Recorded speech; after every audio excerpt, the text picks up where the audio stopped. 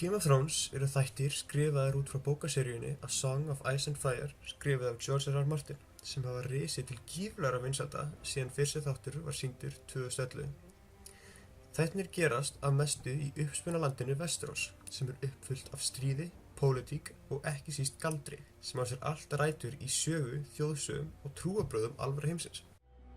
Good.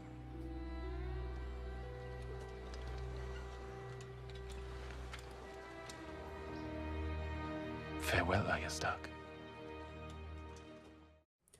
Og í þessum embætti verða skoðuð tengsli galdra úr heimi Game of Thrones við okkar heim.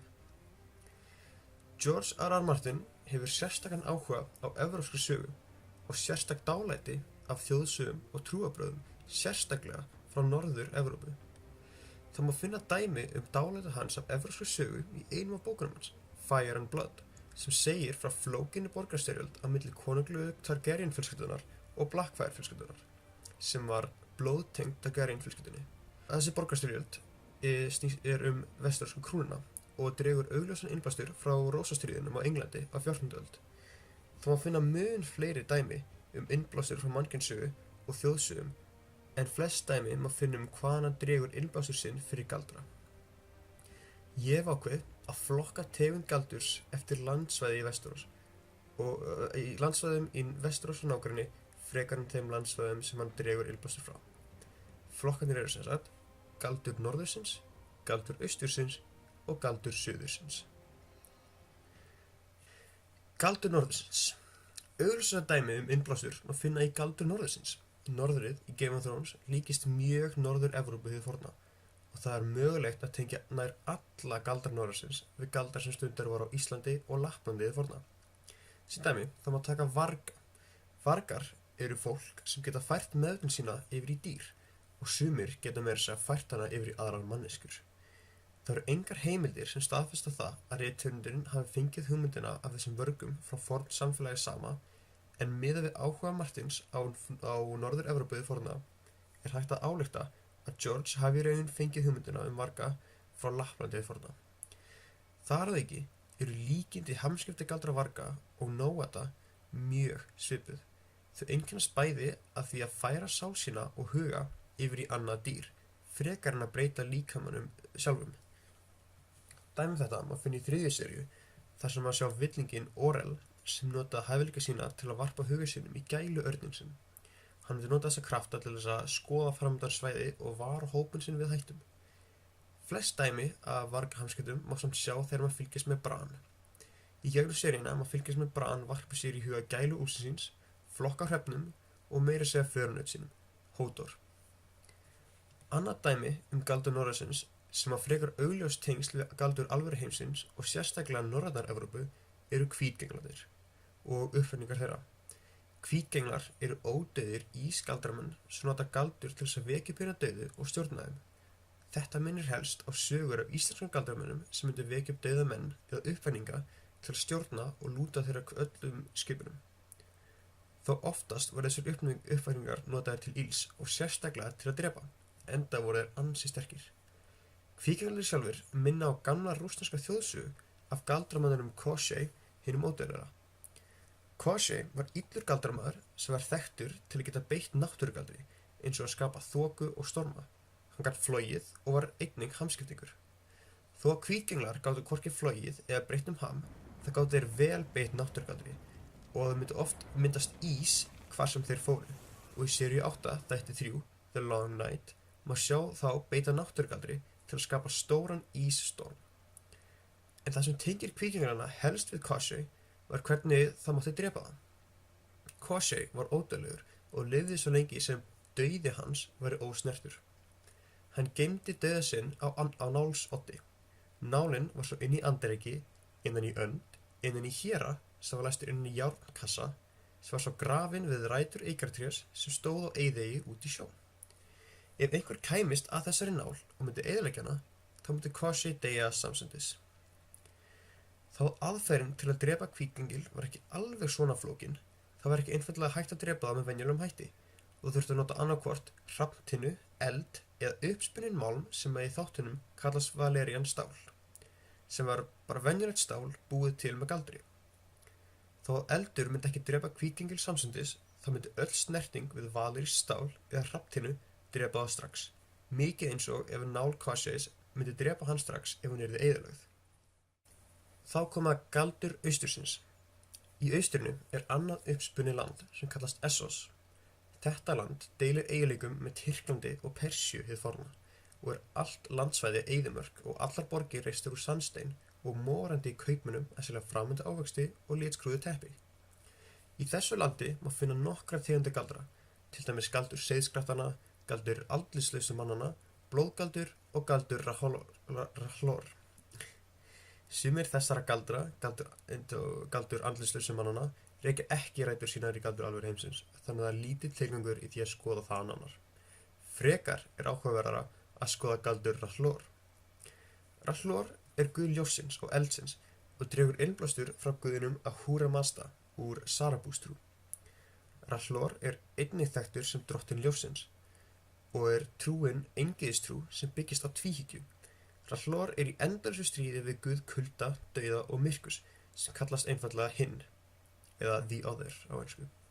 Þetta hefur skýr tengsli við Sarabústrú og stríð Ahura Mazda við guð tortímingar, Angra Mainyu. Þar að auki segja báðar trú frá spádómi sem segir að mennsk hetja muni stíga fram og tortíma hinu illa guð.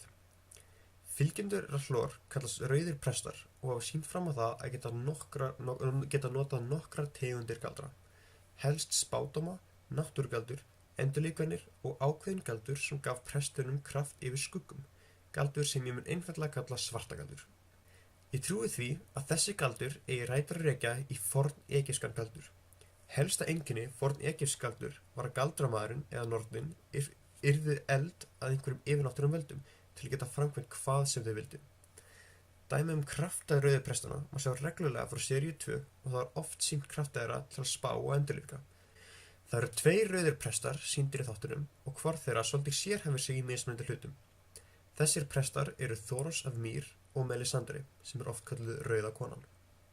Melisandri var mun öflugri prestur og gat allt frá því að framkalla eld með náttúrugaldri, lesið spádóma úr eldi og beitt svartagaldri til að drepa óvinni sína. En þegar að koma að endurlífgunum var hún heldur slakari og er aðeins sýnt eitt skipti þar sem hún náði rétt svo að endurlífga annan karakter. Thoros af Mír var hins vegar mjög hafleikaríkur þegar kom að endurlífgunum og endurlífgaði mann 6 sinnum með aðstoð guðsins. Hann gat lítið annað en kannski töluvert minni náttúrugaldur. Þannig að það virðist sem svo að Rahlor veitir sumum fylgjum sínum meiri kraft en öðrum. Það er útskýrt að Thoros er lélegur prestur sem eyðir meiri tíma í drykkju og vændi frekar en að dreifa orði guðsins. Þannig það getur verið ástæðan fyrir því að kraftar hans séu töluvert verri. Þá er komið að lokakaflanum sem er galdur suðursins. Í suðrinu má sannlega finnast minnst af galdri og eitt helsta dæmi galdur sem ég fann var Sana Norn sem var kölluð froskurinn Magi. Magi tilheyrir frekar stereotypískum sögnum af nornum á þann hátt að hún býr ein í kofa út í skóg og í bókunum er henni lýst sem gamalli konu sem hafi mist fegur sína vegna svartagaldurs og illsku. En í þáttunum virðist þetta ekki vera alveg eins. Magi notar blóðgaldur og getur spáð fyrir framtíð einhvers svo lengi sem hún bragðar á blóð þeirra. Í þáttunum brauð bara fyrir Magi einu sinni og það er þegar hún spáir fyrir framtíðardrottningunni Cersei Lannister. Hvenær giftist ég prinsinum? Aldrei, þú munt giftast konunginum. Munið þið eignast börn saman? Ó já, 6 og 10 fyrir hann og 3 fyrir þig. Þau munu bera kórunur úr gulli og vera grafin í kublum úr gulli. Þetta eru 2 af spádómum hennar Magi sem segja frá framtíð Cerseiar og í gegnum þættina má sjá þá alla rætast. Cersei er trúlofuð prinsinum Rhaegar sem giftist síðan annarri og er stutt eftir það drepinn af Robert Baratheon sem berst gegn krúnunni í uppreisn, krýnir sig konung og giftist síðan Cersei. Þarna hefur hún gifst konungi en ekki prins. Hjónaband þeirra er samt algjör martröð og Robert eyðir meiri tíma með vændiskonum heldur en konu sinni og eignast fullt af bastörðum. Að sama bragði heldur Cersei fram með Robert með bróður sínum og eignast með honum 3 börn. Þarna hefur hún eignast 3 börn en Robert 6 og 10. Börnin 3 öll ljóshærð, þannig það getur verið að það séu konurnar úr gulli. en einnig geti þetta vísað í alvöru konur, þar sem báðir synarinnar, Joffrey og Tommen, eru krýndir konungar og dóttirinn, Myrcella, er gift prins af Dorne og var þar af leiðandi prinsessa. Öll börn Cerseiar deyja á undan henni og það dregur spátumagíar fullan hring, þar sem börn hennar báru öll kórunur úr gulli á meðan þau lifðu, en voru svo fljótt grafin í kublum, einnig úr gulli. Spátumarnir eru lengri og fjalla líka hvernig Cersei mun deyja, en þar sem sá partur spátumarins hefur ekki ræst í þáttunum, fer ég ekkert frekar út í það. Þó ég trúi því ekki að George R. R. Martin dragi innblástur sinn af Maggie frá nornum í Mexíkó, þá verð ég að viðurkenna að aðstæðurnar sem Maggie býr í og aðferðin sem hún notar við galdurinn minnir helst á aðstæðurnar og galdrahátt nornana í galdramarkaðinum í Mexíkó sem við gátum séð í myndbandinu Witchcraft Myths and Legend 1, National Geographic 2002, sem áfanginn horfði á síðasta apríl, og það er ekki algjörlega ómögulegt að hann dragi innblástur frá staðalímynd norna frá svæðum eins og Mexíkó og landa í suður og annarra landa í suður eða norður Ameríku. Ég veit að sumar sem heimildum eru mjög háskalegar og varla áræðanlegar, til dæmis vefsíðan sem ég sótti upplýsingar Caché ódauðlega og Fröskun Maggie. Það var einfaldlega fremur erfitt að finna heimildir varðandi mikið af þessu, en vona ég að mér hafi samt sem áður tekist að vísa í nógu áræðanlegar heimildir. Það getur vel verið að rithöfundurinn George R. R. Martin dragi ekki innblástur í neitt af þessu sem ég talaði hérna áðan. En ef svo er, þá verður að viðurkenna að líkindin í sumum þessum dæmum eru rosaleg, og ef innblástur var ekki dreginn af neinu, þá hefur George R. R. Martin ánefa þann hæfileika að geta ímynda sér alls konar galdur sem er nánast alveg eins og galdur hið til forna. Ég sjálfur hef lært fullt af þessu verkefni og verður að viðurkenna að þegar ég valdi þetta umfangsefni hafði ég bara nokkra hugmyndum galdur í þáttunum sem líktist örlítið forngaldri sem ég hefði áður heyrt eða lært um. Ég hafði ekki hugmynd að sumar tengingarnar væru svo djúpar og augljósar, og það er gaman að sjá hvernig sögur af galdri frá fornum sögnum lifir áfram í gegnum svona nútímalega þætti.